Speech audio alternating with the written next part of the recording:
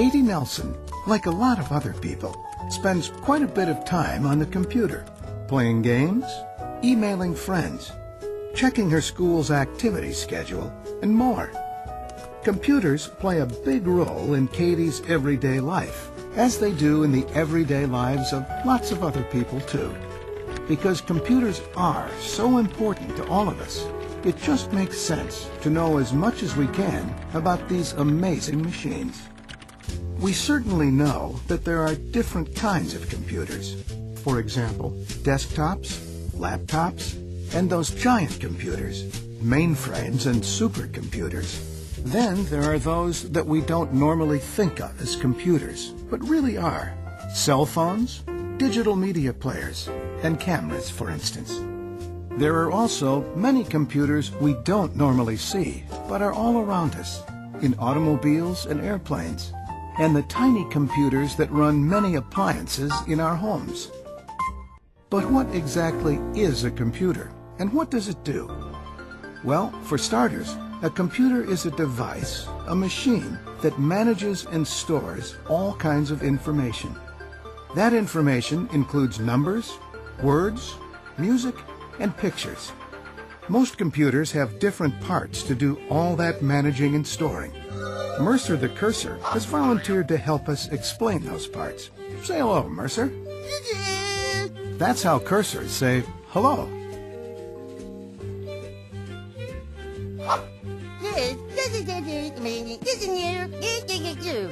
That's cursor talk for, first, let's look at some things that get information into the computer, or input devices. A mouse is one of them. That's right, Mercer.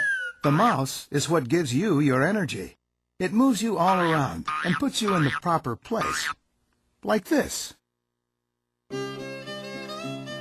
Two other input devices include the microphone, which puts sounds into many computers, and the webcam, which is one way to put video into the computer.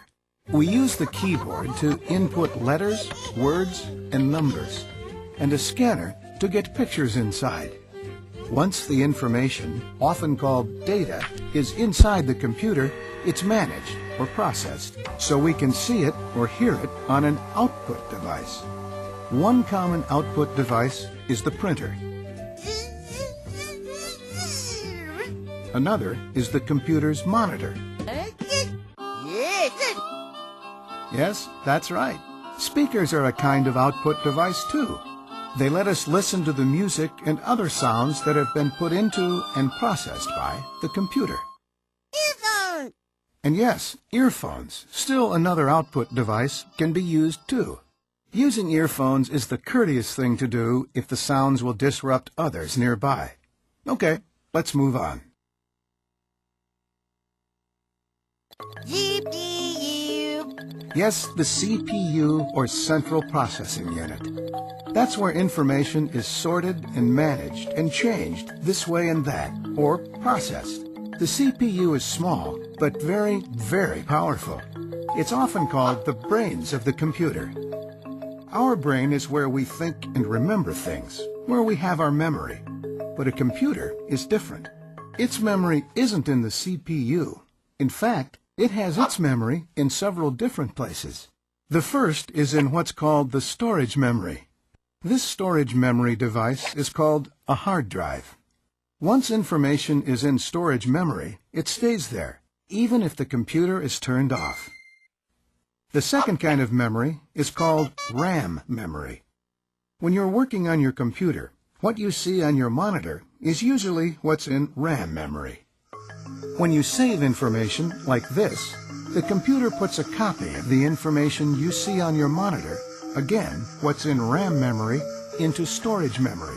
The information is saved into what's called a file. Information in RAM memory must be saved in a file, or it will disappear when you turn off your computer or close the program you're working on. Mercer says he'd like to show what happens when you don't save.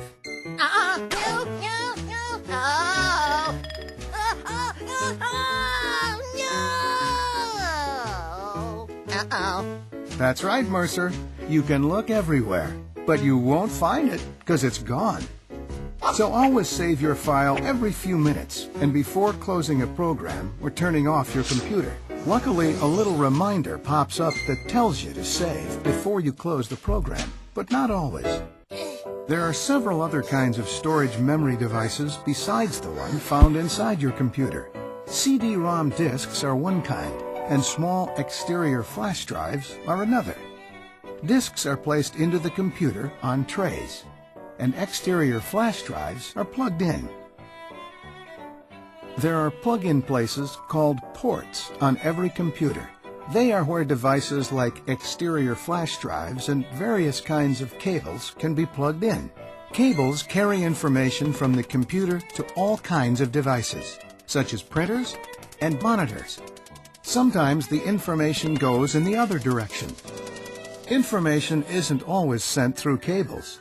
This device sends and receives invisible signals called infrared signals to and from this mouse, which, as you can see, has no noticeable connection to its computer.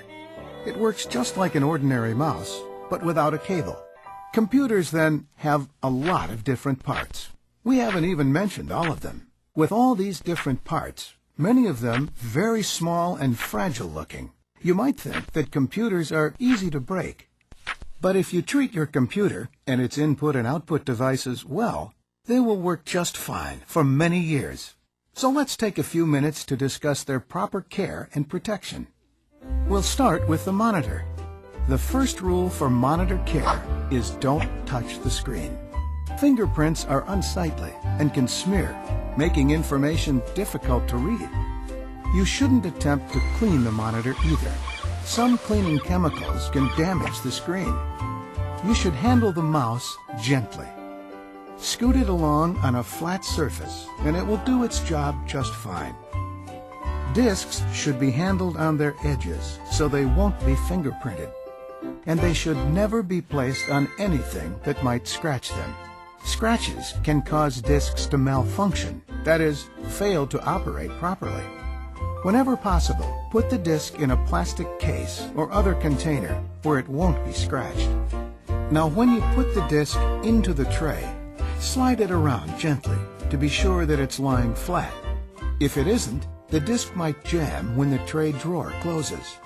And speaking of jamming, never jam or force a cable or any other device into a port. If it doesn't slide in easily, it's not made for that particular port. Finally, it's best to keep snack foods away from the computer because sticky fingers make for sticky keyboards. Others who use the computer probably won't appreciate what's left behind. Foods and liquids that could be spilled onto the keyboard, thereby ruining it, shouldn't be placed near any computer. Bye-bye. So take a hint from our friendly cursor. Thank you, Mercer. Again? Hardware. Yes, that's right. So far, we've been talking about what's called hardware, the computer and the things plugged into it. Now, we're going to talk about software, the programs that make it possible for your computer to do all kinds of things. The most important software program on your computer is its operating system. Most computers use the Windows operating systems. They, along with all other operating systems, do several things. First, they help the computer work with its input and output devices. Next, operating systems help other software programs work on the computer. We'll talk about them in a minute. Third, the operating system helps people organize and find programs on their computer and the files they've saved. Finally, the operating system displays the small pictures called icons that, when clicked, allow you to use the hardware, the operating system itself, and all the other programs on the computer. Those programs allow you to type a report for class, send an email to your grandparents, draw a picture, watch a movie or video, and lots more. All these programs often are called applications. You can start an application in several ways. Here's one. On the area of the monitor screen that sometimes has program icons on it, it's called the desktop, you can click or double-click the program you want to use. Another way to start an application is to click the Start button at the bottom left of the desktop. It normally looks like this or this. And if you've recently used the application you want to open or start, you'll find it on the left side of the menu that pops up. If it's not there, you'll have to click the All Programs button. When you do, a list of all the programs on your computer pops up. Once you find the program you want, you can click it, and the program will open. All application programs have a menu near the top, and sometimes icons below it that, when clicked, allow you to do certain things to the words, numbers, sounds, or pictures in the file you're working on. To learn more about them, you can click the Help menu. It can answer almost any question you have about the program. The Help menu also can be activated by pressing the F1 key at the top left side of the keyboard, next to the Escape key. Now we're going to turn our attention to the Internet. Oh, yay! Bonnie, Paul, Zorba, Adarsh, Ming, Jodo, and I'm getting all on the Internet. Mercer says he's met these people from all over the world on the Internet and has received information from 5 continents. He could do it because the Internet is a collection of millions upon millions of computers throughout the world, all connected together by what's called a network. To get onto the Internet, you'll need to open an Internet browser program. Most people use Internet Explorer. When you click it, you're taken to a home page. Often, it's the home page of the company that provides the Internet service to your computer. Sometimes it's another home page. If you're using a school computer, for example, the home page will more likely than not be a special home page set up by your school or school district. Some people set a search engine, such as Google, as their home page. A search engine searches the Internet for what you're looking for. Information, music, videos, games, pictures, and so on. For youngsters, it's often best to use kids' search engines, such as Yahoo Kids, Ask4Kids, or Kids Click, because they show Internet sites that are for young people, not adults. All search engines have a search box where you can type in what you're looking for. In this instance, Abraham Lincoln. When you click the search button next to it, you'll be taken to a list of websites that contain information on your search subject, or a page that will give various topics on Abraham Lincoln from which to choose. If it's a list, there's usually a short description of each website to help you decide if it has what you're looking for. When you click the name of the website, you'll be taken to it. If you have a big brother or sister, you may have seen him or her using a chat room or a social network site where people can post their pictures, chat with friends, and write information about themselves they want to share with others. Hopefully, they're following some basic safety rules, because as wonderful as the Internet is, and it truly is wonderful, everyone has to be careful when using certain Internet sites, because you never really know for sure who's on the other end of that chat, or who's looking at your personal web page. It could be someone who's even dangerous.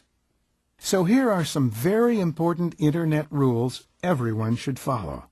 First, never give your last name, your address, your phone number, or tell where you go to school. Next, never email a picture of yourself to a person you've met online.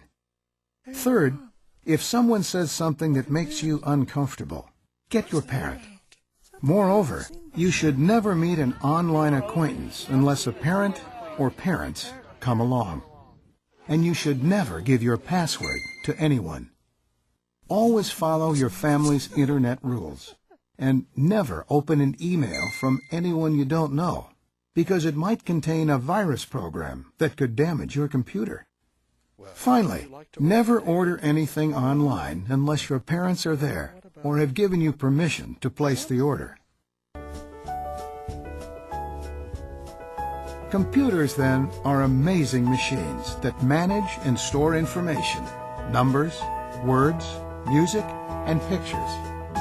There are devices that put information into the computer, input devices, and those that allow us to see or hear the information, output devices. Computers have storage memory. Information stays in storage memory even when the computer is turned off. Computers also have RAM memory. Information in RAM memory is what's on the monitor, and it disappears when the computer is turned off. Together, the computer and its various parts are called hardware. Computer hardware will last many years if it is treated properly, so it's important to follow all the rules for their proper care. Computer programs, called applications or software, make it possible for your computer to do all kinds of things, including going on the internet, where you'll need to follow a number of rules to keep yourself safe. Computers, they allow us to have fun, learn many facts, and do incredible things. They're an important part of our lives today, and probably will be an even more important part of our lives in the future.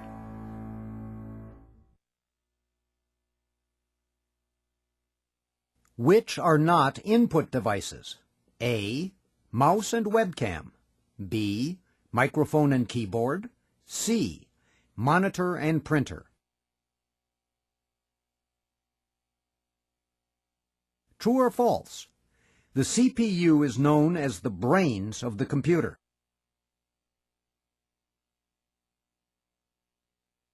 What you see on your monitor is in A. Storage memory, B. RAM memory, C. Your hard drive.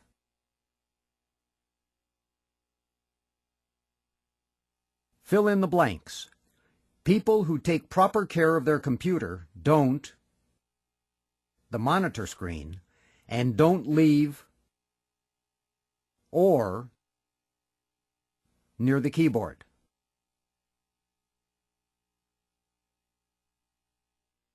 A computer application is another name for A. Software, B. Hardware, C. A flash drive.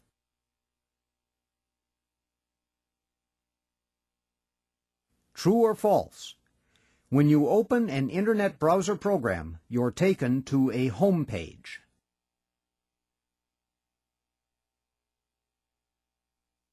Fill in the blanks. 4 safety rules for internet use are and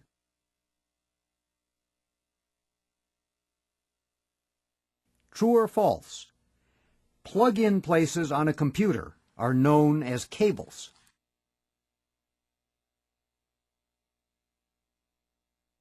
Fill in the blank. You should never open an email from a person you don't know because